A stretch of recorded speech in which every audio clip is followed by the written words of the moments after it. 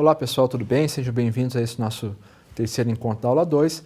Nesse encontro nós faremos uma discussão sobre a crítica ao evolucionismo cultural. Enquanto passado nós falávamos de como o evolucionismo foi uma forma de tentar compreender as diferenças que existiam entre os povos, não é? Tentando classificar esses povos a partir de uma comparação que existia, né? Que o método que o evolucionismo usava é o método comparativo. E a partir dessa comparação eles estabeleciam uma classificação entre os povos, dividindo entre civilizados, barbárie e selvagens, né, selvageria. Todos eles tendo uma origem comum. Ao longo do tempo, vários estudos foram feitos e com esses estudos se citaram algumas críticas ao evolucionismo cultural, imaginando que esse evolucionismo cultural, também conhecido como darwinismo social, ele não era interessante para compreender a ideia de cultura. É claro que isso é uma ideia muito recente, é do início do século XX, dentro do aspecto da ciência, isso é uma coisa muito recente, e que essa crítica vai ser importante até para estabelecer a concepção que existe de cultura dentro das ciências sociais como um todo. Se pudermos ir ao quadro, gostaria de apresentar a primeira das críticas ao evolucionismo cultural, que é o seguinte, que quando o evolucionismo aplica o método comparativo, os estudiosos que são dessa área partiam do pressuposto que as suas próprias culturas eram as mais evoluídas. Portanto, tudo que não se assemelhava à sociedade ocidental capitalista era classificada como selvagem ou bárbaro. Então, a primeira crítica que se vai fazer ao elemento ao evolucionismo cultural é a de que quando eles foram comparar, eles estabeleceram que a cultura deles era civilizada. E com base no que eles fizeram isso? Com base unicamente por ser a cultura em que eles viviam. Eles não levaram em conta nenhum outro aspecto a não ser a sua própria forma de ver o mundo sendo uma forma mais aprimorada. A ciência como sendo mais aprimorada, né? Então, tudo aquilo que não se assemelha à sociedade ocidental capitalista moderna, ela tenderia a não ser civilizada. Veja que é uma ideia muito presente até os dias de hoje. Essa ideia de evolucionismo cultural caiu em desuso há algum tempo. No entanto, nós temos ainda hoje povos que se imaginam mais civilizados ou culturalmente mais aperfeiçoados que outros. Com base no quê? Com base exclusivamente nas suas vivências, achando que a sua vivência ela é uma vivência melhor do que a vivência de outros povos. Então, a primeira crítica que nós temos é isso. Essa primeira crítica ela vai dar origem vai falar que esses primeiros estudiosos do evolucionismo eles têm uma tendência eurocêntrica, né, que existe eles veem a Europa como centro de tudo e a partir disso eles determinam que os outros povos devem chegar um dia a ser europeus. O que nos leva à nossa segunda crítica. Eu gostaria de ir ao quadro com vocês. A segunda crítica do pressuposto evolucionista é de que há um aperfeiçoamento unilinear. É possível falar de um caminho único para o desenvolvimento das diversas sociedades humanas? Todas as sociedades deveriam de fato evoluir do mesmo modo e caminhar para o mesmo fim último, que é chegar a ser como a sociedade capitalista ocidental, como os países centrais da Europa? São duas questões que se colocam ao próprio evolucionismo em si.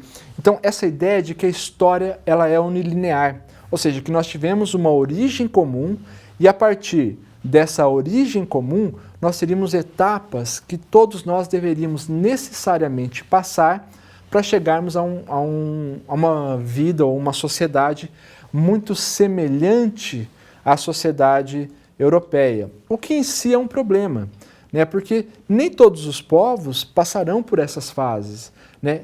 E, aliás, essa ideia de ter fase e a própria história ser linear, ela é complexa, né? Como se tivesse um único caminho para toda a humanidade seguir. E que por algum motivo, tentaram justificar isso de várias formas, os europeus seguiram esse caminho mais rapidamente e por conta disso conseguiram chegar àquilo que é a civilização mais rapidamente. E, portanto, era tarefa deles ajudar os outros povos a chegar à civilização. Veja que justificativa interessante para a dominação, né? Até mesmo para o neocolonialismo do século XIX, a justificativa de que é preciso atuar de tal forma que esses povos um dia possam chegar a ser civilizados, ou possam chegar a ser civilizados o quanto antes. No entanto, a história humana ela não é unilinear, a história não é unilinear, não há um caminho único a se seguir. As duas questões que nós colocamos aí, será que existe um caminho único? Será que todo mundo tem que um dia chegar como a Europa é? São questões muito pertinentes, inclusive nos dias atuais, porque nos dias atuais também nós temos alguns modelos que se colocam nessa sociedade globalizada como sendo modelos ideais de sociedade. E parece que existe uma necessidade de chegarmos a ser como esses povos. Será que de fato temos que chegar a ser como eles? É esse o conceito de progresso que nós temos, de evolução que nós temos? Será que a história é linear para todos, né?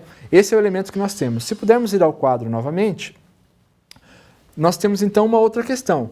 Se as diferenças entre os diversos agrupamentos humanos e suas culturas não se devem em virtude de uma maior ou menor evolução daquela sociedade, por que então que os agrupamentos humanos são tão diferentes entre si? Perceba que a primeira pergunta que norteia o pensamento evolucionista é por que os povos são diferentes. Por que as culturas são diferentes? Por que os diversos grupos humanos possuem costumes, hábitos diferentes de outros grupos humanos? A resposta dada pelo evolucionismo seria que existem graus de evolução variados. Por isso que existe diferença entre os povos. A crítica diz que está errado essa ideia do evolucionismo porque não existe uma evolução unilinear.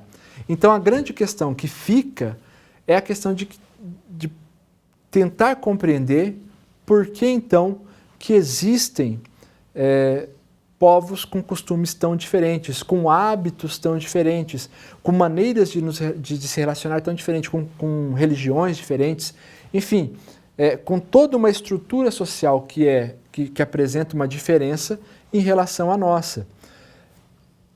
Essa pergunta ela vai ser fundamental para a definição do próprio conceito de cultura.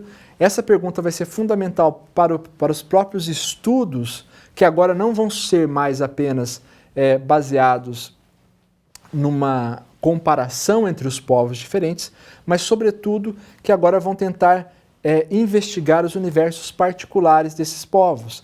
Terá que ser um estudo muito mais minucioso para compreender a diferença, não podendo ser explicado genericamente e simplificadamente como sendo apenas por aquele povo ou aquela cultura estar em estágio diferente. Na verdade, vai levantar até mesmo outras questões.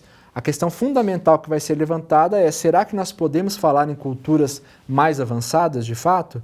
Será que nós podemos falar em civilização, em povos que não são civilizados? Será que esse conceito de civilização ele cabe para compreendermos os povos? Na verdade, essa pergunta ela vai levar ao questionamento de toda a base teórica que nós temos até então, levantando uma nova base teórica e pensando, sobretudo, uma nova definição para a cultura, né? Pensar como é que os povos, por que os povos são tão diferentes, que será então o tema do nosso próximo encontro. Até lá!